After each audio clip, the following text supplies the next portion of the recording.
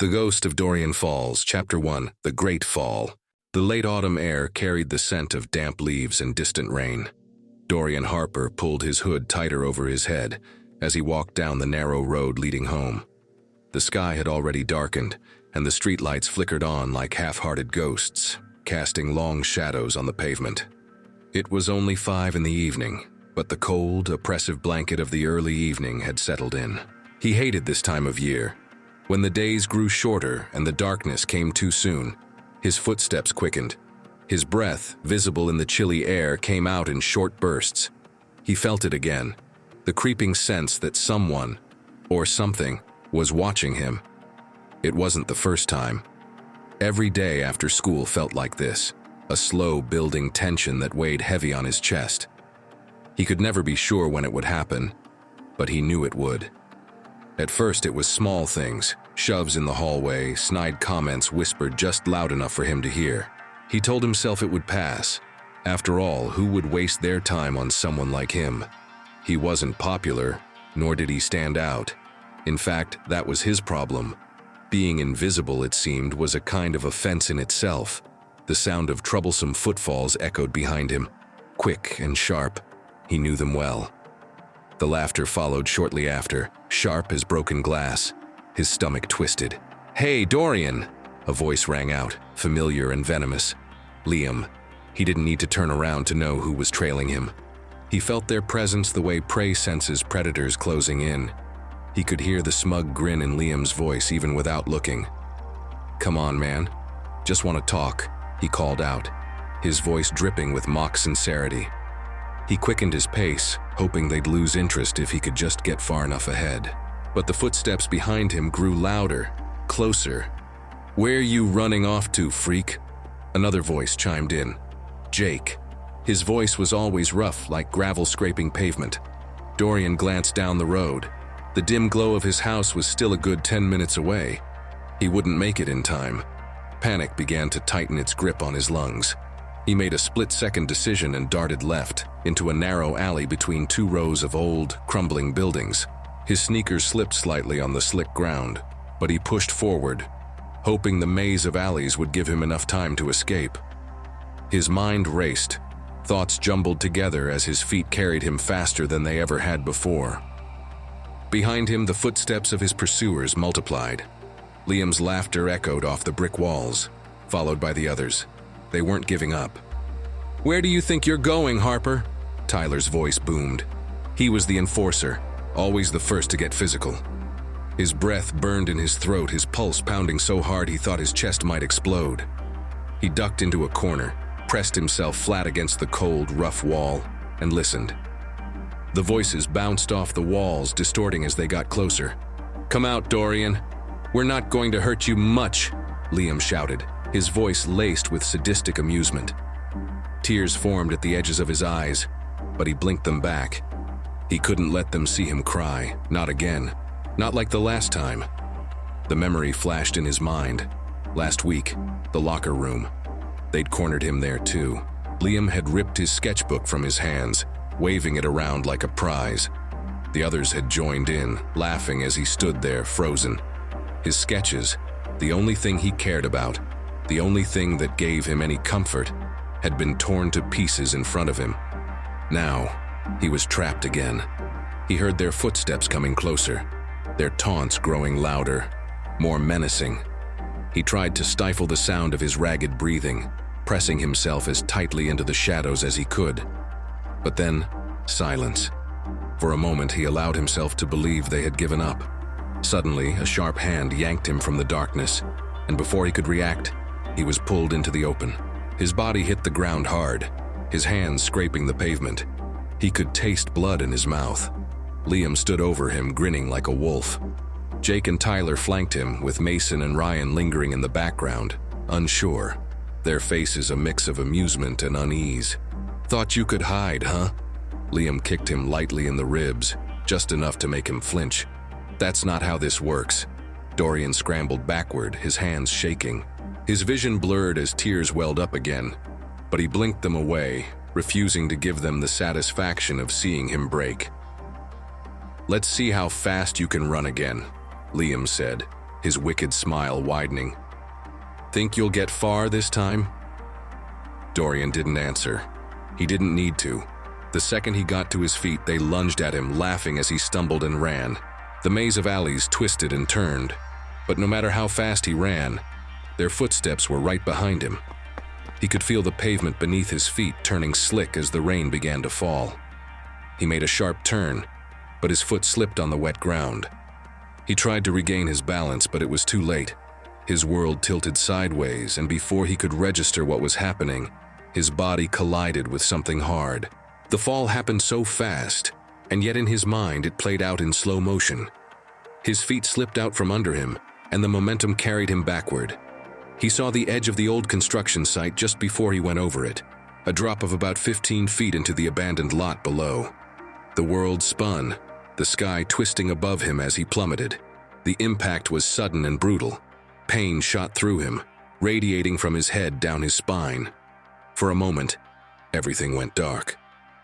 When his eyes fluttered open, he wasn't in pain anymore. He wasn't sure what he was feeling. The world around him was blurry, indistinct, as though he were viewing it from a great distance. He could see them: Liam, Jake, Tyler, Mason, and Ryan, standing above, looking down at him. Their faces were pale, their eyes wide. Liam took a step back, his mouth hanging open. "Dorian?" Ryan whispered, his voice trembling. "Is he—" "I didn't mean for—" Liam's voice was tight with panic now. "I didn't mean for him to—" And then, they saw it. A strange shimmer in the air right above Dorian's body, like heat rising from pavement on a hot day. The shimmer grew, darkening, coalescing into something more defined. His body lay crumpled on the ground below, but something else was standing. No, floating, just above it. A shape, transparent but undeniably there, began to emerge. And as it did, the 5 boys took a collective step back. Dorian's spirit was out of his body, and he wasn't alone anymore. His spirit hovered above the scene in a haze, his mind disoriented, unable to fully grasp the reality of his situation. There was no pain now, but a strange weightlessness, like he was floating, detached from the world below. His body lay twisted and broken in the dirt. He could see it, could feel it in some distant way, but it no longer seemed to matter. He tried to move, to blink, but his limbs, his physical body, wouldn't respond. It was as if he had been severed from himself, leaving only this ghostly form, this apparition. And then he saw them again. Liam and the others were still standing there, frozen. The rain had picked up, falling in cold sheets that drummed against the pavement, but they didn't move. They were too afraid. Their eyes were locked onto him, not his body, but the thing that had emerged from it. Liam's usual cocky grin had vanished, replaced by wide, terrified eyes. He stumbled backward, his foot catching on the edge of a broken brick. He fell, landing on his hands and knees in the mud. "What the hell is that?" Jake muttered, his voice trembling.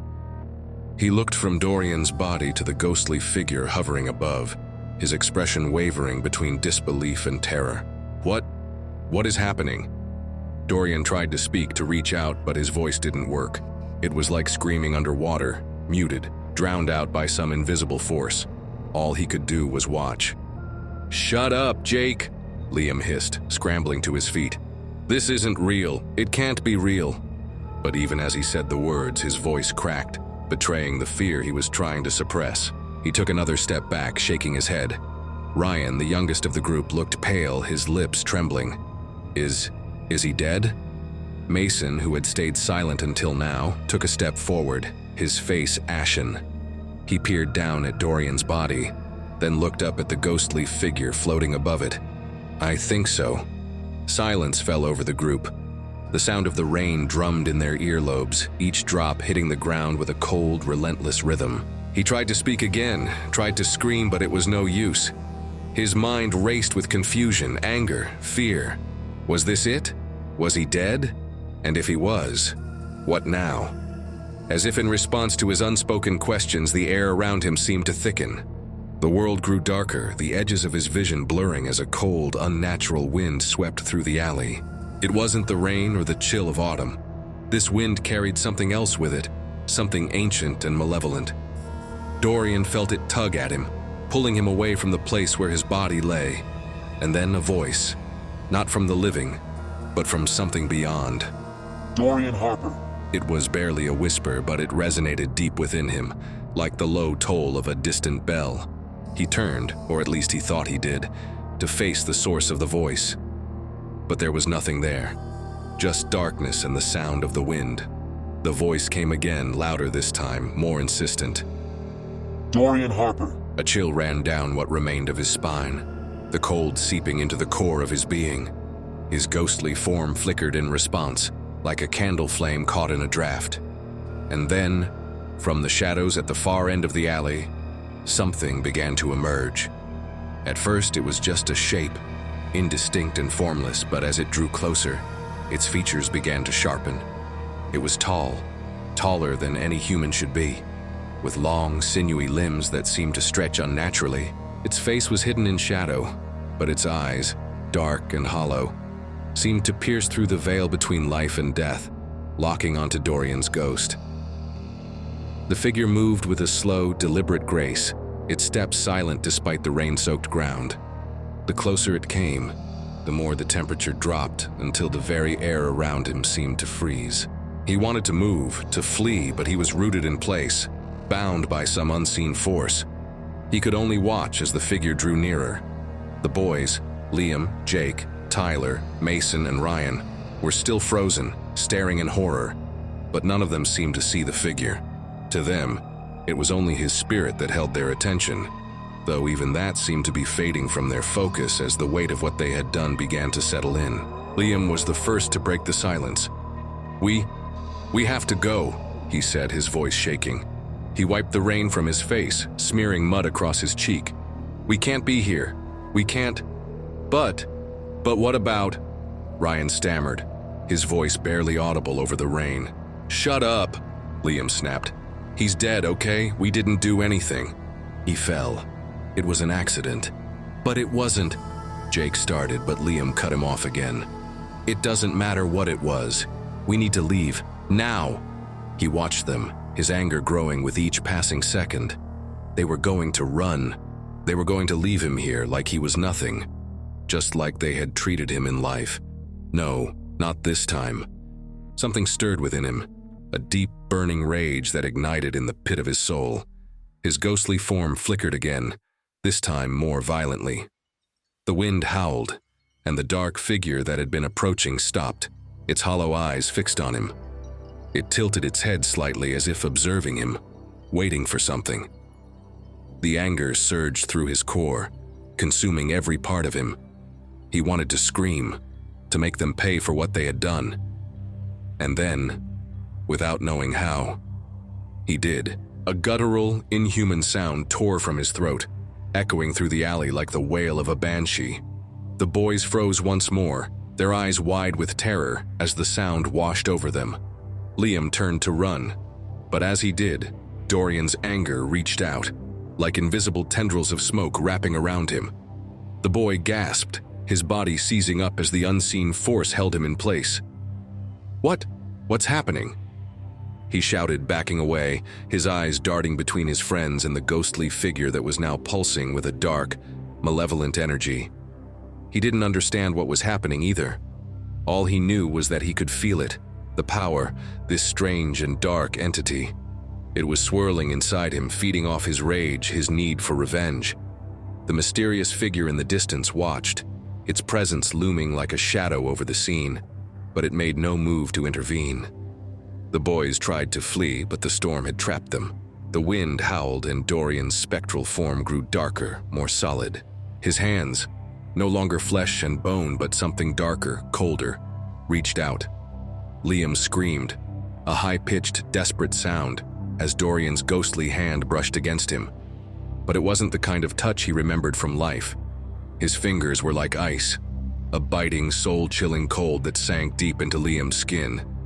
He watched, detached, as the boy stumbled back, collapsing into the mud. The others scrambled, running in different directions, their panicked cries drowned out by the stormy weather. But he didn't chase them. Not yet. He could feel the pull of the figure behind him, a tugging sensation at the edge of his awareness, urging him to stop, to look back. The voice came again, soft but clear. "You must choose, Dorian." He spun around to face the figure. Its hollow eyes gleamed with a dark light, and it raised one hand, gesturing toward the darkness behind it. "The path is closing." He didn't know what the figure meant, but he could feel it. The warmth, the light that had once surrounded him in life, was fading fast. If he stayed here, in this place, if he continued down this road of vengeance, something terrible would happen. But the anger, the hatred, it was too strong to ignore. He looked back toward Liam, who was still on the ground, clutching his chest and gasping for air. His eyes were wide with terror, and for the first time, Dorian saw him for what he truly was, a scared, pathetic boy. Not the invincible tormentor he had seemed in life, but a coward. The temptation to strike again, to make him suffer, was overwhelming. But deep inside, something else stirred. A flicker of the old him, the one who had only wanted peace and to be left alone. Not bothered by the school bullies. The figure loomed closer, its voice echoing in the wind. "Choose before it is too late." End of chapter 1. Stay tuned for the next chapter.